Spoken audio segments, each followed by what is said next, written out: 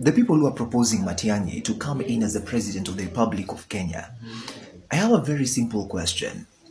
Is it that you're not tired of whatever is happening in this country, that your eyes are blinded?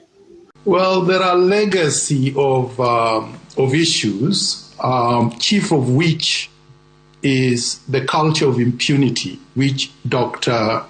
Matiangi epitomizes and exemplified, particularly when he served as the Interior Cabinet Secretary.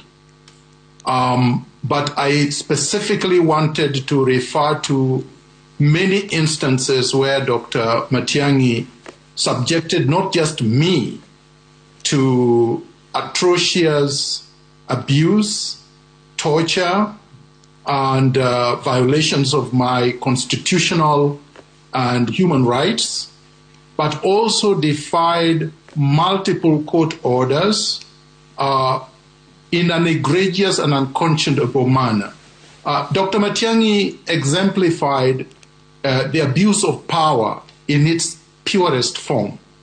And then when you hosted him, I barely had him interrogated on what he did. The Rivayala murders, the abduction that he engaged in, the destruction of my house, my abduction and detention in Comunicado, and torture of many days in defiance of multiple court orders. His forceful exile of me, one when I was sedated and unconscious and dumped in Dubai, and then subsequently him issuing illegal red alerts and stopping me from returning to Kenya for 5 long years.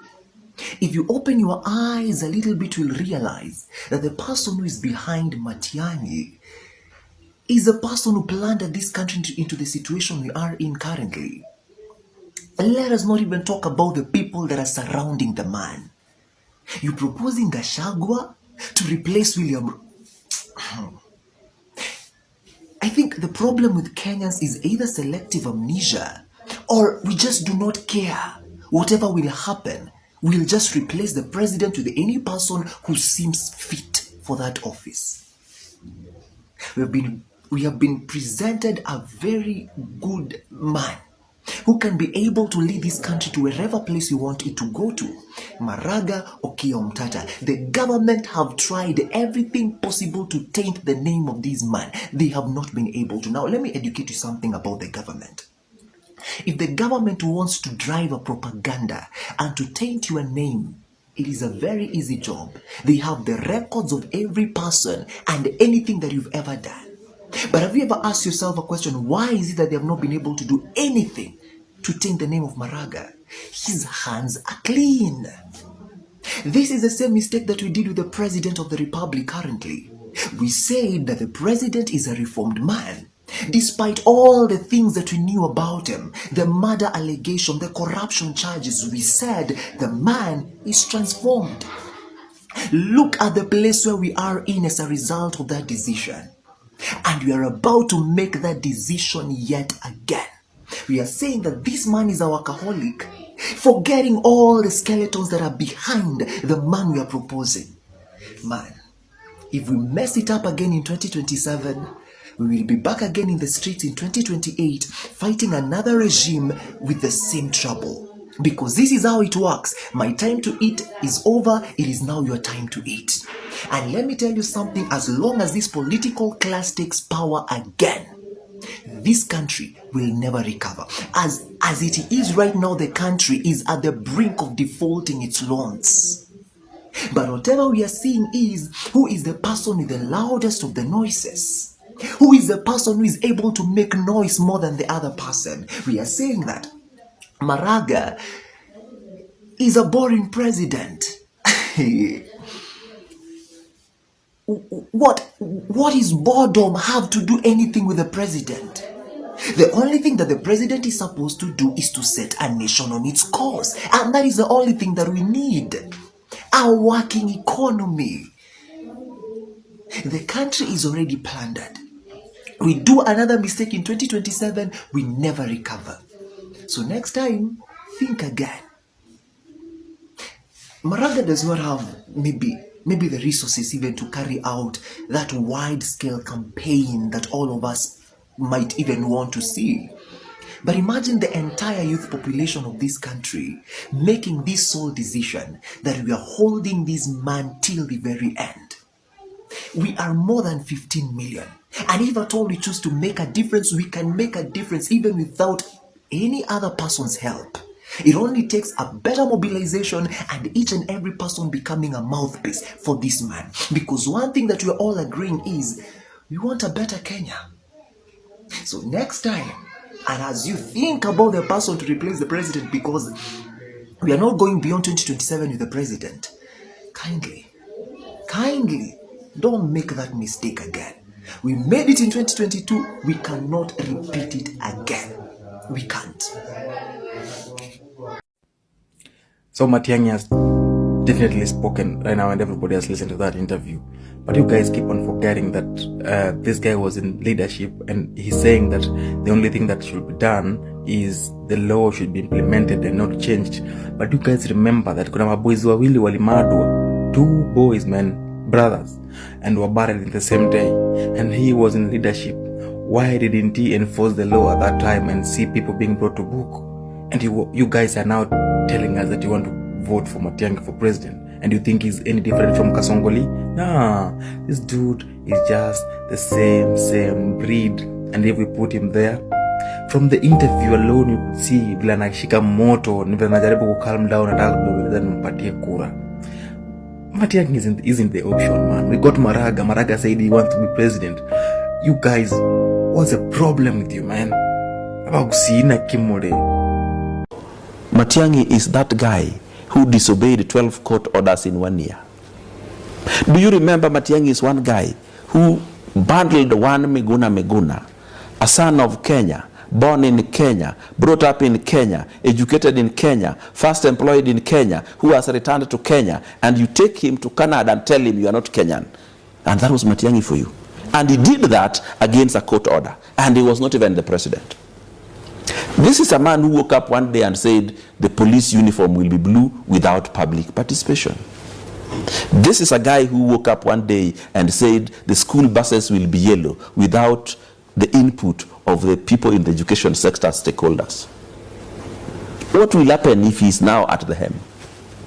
We will support Genz, but tell me, option ya Ruto must go ni nani? You talk about Matiangi. Matiangi served in this government, the other government, with William Samoei Ruto. Nini about Matiangi nye hajui kuhusu William Samoei Ruto? Unaongea kuhusu Gachagua alikuwa deputy wa William Samoei Ruto. Is it the same Matiangi who was once interior minister? Interior CS? Matiangi? Of course, yes. The one who presided over bodies bundled nicely and thrown into River Yala. The man who disobeyed 12 court orders. The man who put Miguna into a plane and sent him to Canada. A man who was born in Kano. Or is there another Matiangi? No, the same one who was there when Musando was murdered. This Matiangi presided over more deaths than any other interior minister in this country. But he wants justice. He wants justice for who? For Albert. Justice should also be delivered in such a way that first come, first serve. The injustice Matiangi caused people in this country, he should have shut down, kept quiet until this thing is over.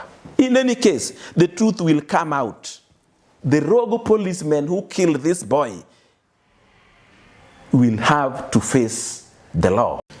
Matiangi has never been the candidate of any young people. I'm shocked someone thinks Matiangi is the candidate of any young person. Yeah. We know Matiangi as the strongman of the Jubilee regime that put this country in extreme crazy debt, as the guy who occupied the office of the deputy president during the Jubilee regime. We know him as the strongman internal security minister. We know him for the Ruaraka land saga. No one knows Matiangi for any good. Yes, exactly. And the killings during COVID and all of those things. So anyone who thinks Matiangi is a savior, lost. Yeah. hii mambo ya lesser evil needs to stop. Wamewekea hapo Omtata, and then there's that stupid our dear president, and then the Jubilee now backs Matiangi, the same Matiangi who was involved in a land scandal. So mtakuwa tu mnaleta tu wezi. So mtakuwa tu mnaleta wezi alafu mnasema yeah, he's a lesser evil. This is where we are where we are, because people are like, oh my god, unapenya anahurumisha, he can be a good president. Maybe Uhuru is the one who is bad, he's just making him. He did the same ass shit to his deputy president. Like, can we stop that stupid narrative that has not worked for us? Ruto ako everywhere apart from doing his work. Ako anagather votes, analipa watu wana show up for crowds. Like, saizi ako Western, hatoki Western, kwa sababu wanaikuambia nani huyo amemwambia, Wachangula amemwambia utapata votes hapa Western na utarudi 2027. Aden Duale naye ameenda ameshika kila mtu, wamesema utapata votes from my Somali people because they will vote for you. Like, guys, are we daft? This man might be coming in 2027, and the sooner we realize it, the better for us. But of course, we're not going to accept that bullshit. That was back when they were stealing votes. And about stealing votes, kwanza niambie why the IEBC is not reinstated. First of all, do you know how these things work? It has come to my attention that unaona wenye kwa government offices kuna kuanga na ghost workers. Yeah, pia kwa IEBC kuna kuanga na ghost polling stations ya mashule. Wewe unajua mashule zote zenye ziko Kenya, kuna zingine hata hakuna hata madarasa, wanaziweka tu hapo and fake us votes. That's allegedly. Saizi hata ukiturn 18 unakwambia the work you're going to do before you get that ID is insane, because they know they have literally turned the young people as the enemy. And it's good, because we are the enemy. We're not going to stand up for that bullshit. So all this stupidity of the lesser evil, the lesser evil, the lesser evil, the lesser evil, the lesser evil, bring me someone who is not evil. Can that person please lead? Na to focus kwa watu wa chini. Mna focus sana kwa presidency. Mna forget hao wajinga wenye wako huku chini. Kila mtu adeal na leader wake. Kama hujui leader wako, wewe ndio unatuangusha. Deal na yeye. Kenyans, who is this endorsing Matiangi for president? Have you forgotten? Is your memory that short? If this country has to change, Matiangi can never go near the presidency. All the evil we are suffering now was started in the Uhuru administration. You must be very keen to realize Matiangi was a key CS, actually was the most important person in that administration. All the evils of that administration, he has a hand in them. Rolaka land, that's a big graft case that is involved in. The Yala River killings, the odious deaths. There are so many, all the corruption in the Uhuru administration. Matiangi has something to do with it. He sat in that cabinet, a key player. And you're now talking about a Matiangi presidency? You guys, you should be joking. This country need a reset button. Draining the swamp. Matiangi, Ruto, Uhuru, that's one team. They can never change this country. That would be the same forest, different monkeys, but everything would be constant. Everything would be the same. You know the problems we've suffered with odious deaths? Guys, illegal bills passed in parliament, even in the Uhuru administration. Those people passed the bill that criminalizing sharing of seeds. Uhuru did it. And with Matiangi. No, guys, Kenyans, do not be quick to forget. Enyewe, Ruto must go. Enyewe, Ruto must go. By the way, Ruto must go. Enyewe, Ruto must go. Wash fire, Ruto must go. Enyewe, Ruto must go. By the way, Ruto must go.